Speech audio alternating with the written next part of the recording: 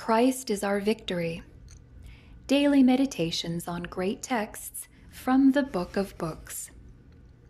January 16th. The secret of true greatness.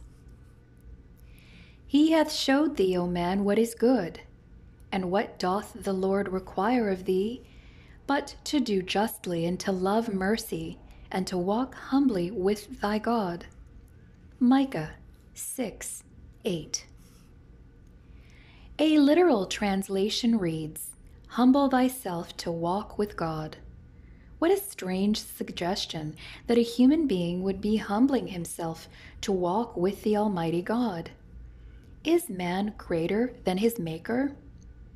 The problem is that we have exalted ourselves in pride and independence. We desire to manage our own affairs and delight in our self-reliance.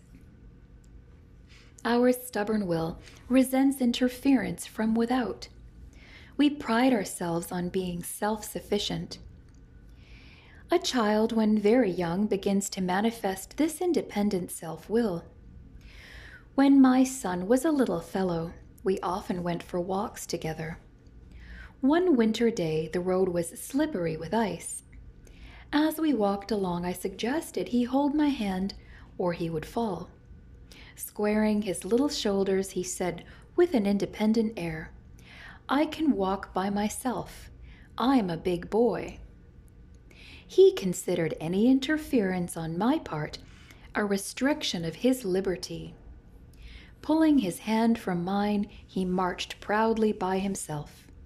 Sooner than I expected, he was sprawled on the ice and crying for Daddy to pick him up. How like children we are. The lesson of humility is difficult to learn.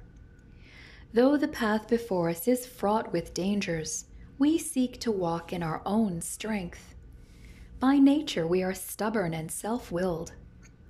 If we would keep from falling, we must humble ourselves and, taking God's hand, allow Him to lead us.